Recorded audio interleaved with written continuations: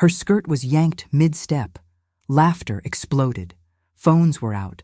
A cafeteria full of students watched as Amara stood frozen, exposed, not just in fabric, but in dignity. In that split second, time cracked open. No teacher moved. No voice spoke. Up.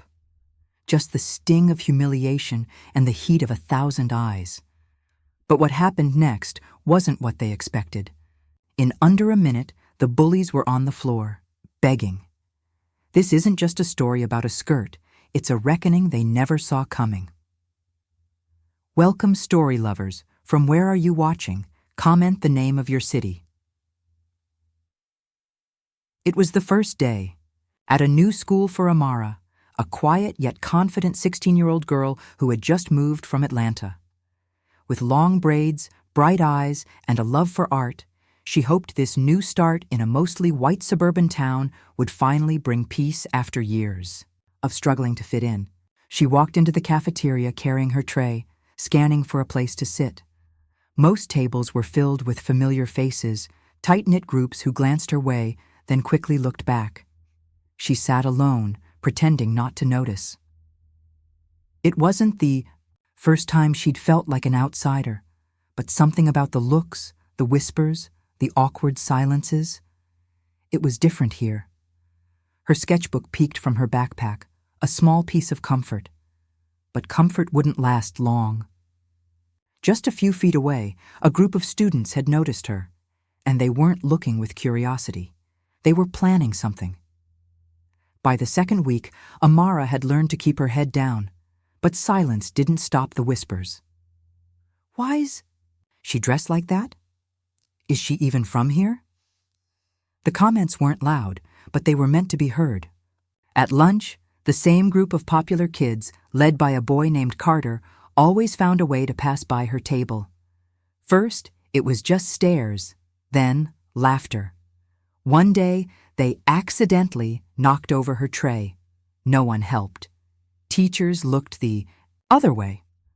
Amara tried to stay calm, scribbling furiously in her sketchbook like she always did when the world got too loud. But the louder it got, the more they pushed, and then came the dare.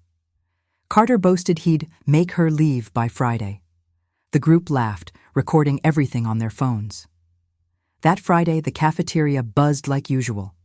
Amara wore a simple blue skirt and a gray shirt, nothing flashy, just comfortable. As she passed Carter's table, the group went silent. She felt eyes on her, but kept walking. Then, it happened.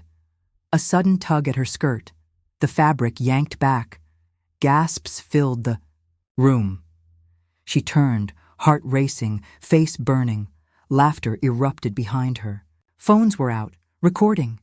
She stood frozen, but only for a second, because this time Amara wasn't going to stay silent.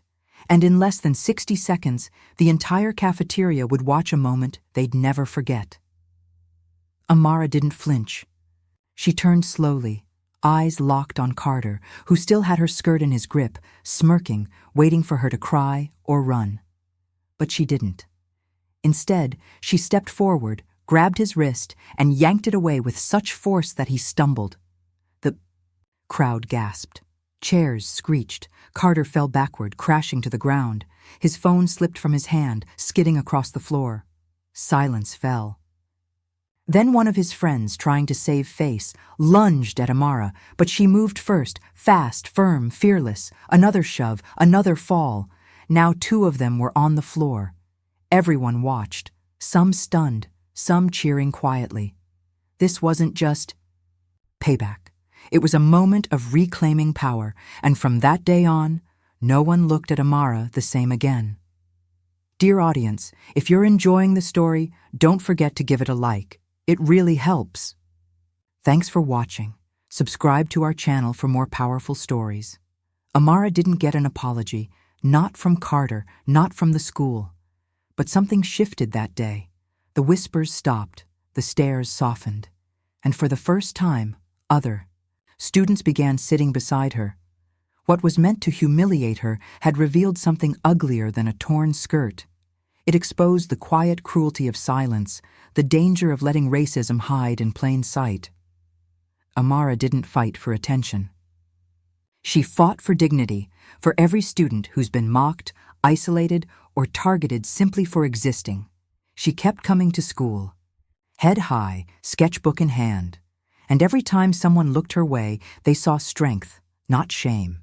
Because sometimes the loudest protest doesn't come from a crowd. It comes from one person refusing to back down. How many more Amaras have to stand alone before we finally stand with them?